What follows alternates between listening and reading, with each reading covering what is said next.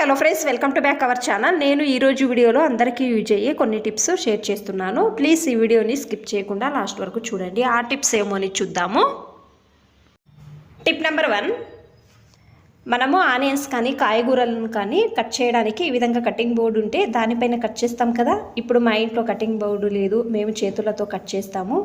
ఒక్కోసారి టైం లేనప్పుడు మనము కుక్కర్ లోపలకు అలాగే ఆనియన్స్ను వేస్తాం కదా, కాయగూరలను కూడా అలాగే కట్ చేసి వేస్తాం కదా. ఆ టైంలో స్పూన్ తీసుకొని చేతులకు వేసుకొని ఒక రబ్బర్ బ్యాండ్ వేసుకోండి.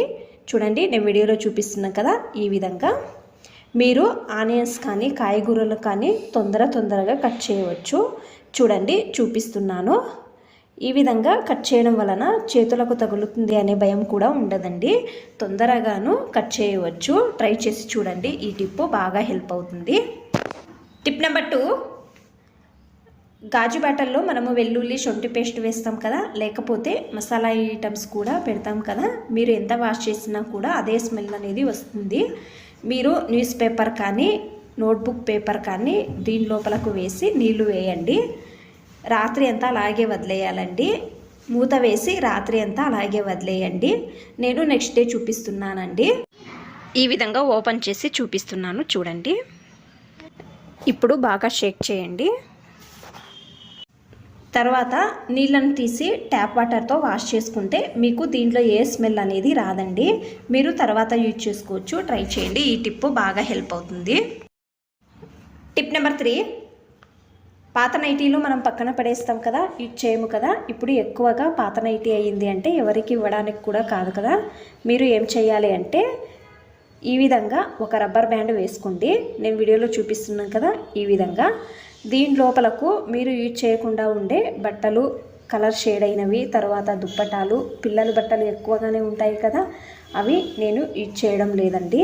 దీని లోపలకు వేసి సేమ్ వీడియోలో చూపించే విధంగా ఫ్రిల్స్ చేసుకొని ఒక రబ్బర్ బ్యాండ్ అనేది వేయండి. పిల్లలు కూర్చోడానికి కూడా ఇష్టపడతారండి, చూడడానికి బాగుంటుంది. మీ ఇంట్లో పాత నైటీ ఉంటే ఖచ్చితంగా ఈ విధంగా ట్రై చేసి చూడండి, బాగా హెల్ప్ అవుతుంది. టిప్ నెంబర్ 4, గోధుమ పిండి కొంచెం మిగిలి ఉంటుంది కదా, మీరు ఏం చేయాలి అంటే దోశ ప్యాను తిప్పి దానిపైన వేడి చేసుకోండి. సేమ్ ఈ విధంగా ఒక కప్తో ఒత్తి 2 సైడ్లు బాగా వేడి చేసుకోవాలండి. ఒక చిన్న కప్ తీసుకొని దీనిలో కొబ్బరి నూనె, తర్వాత దేవుని పూజకు ఇచ్చేసే కర్పూరము, కొంచెం పసుపు వేసి ఇది కూడా వేడి చేసుకోవాలండి. మీరు ఫస్ట్లోనే పిండి వేడి చేసుకున్నారు కదా, దానిపైన ఇది వేయండి. కొంచెం వేడిగా ఉన్నప్పుడు వేసుకొని పిల్లలు అకస్మాత్తుగా పడతారు కదా, చేతులు మోకాలు నొప్పి అంటారు. అలాగే వయసు అయిన వాళ్ళు కూడా మోకాళ్ళు చేతులు నొప్పి అంటారు కదా, వాళ్ళకు ఇది వేడివేడిగా పెట్టాలండి. అంటే ఎక్కడ నొప్పి అంటారో అక్కడ వేడివేడిగా పెట్టండి.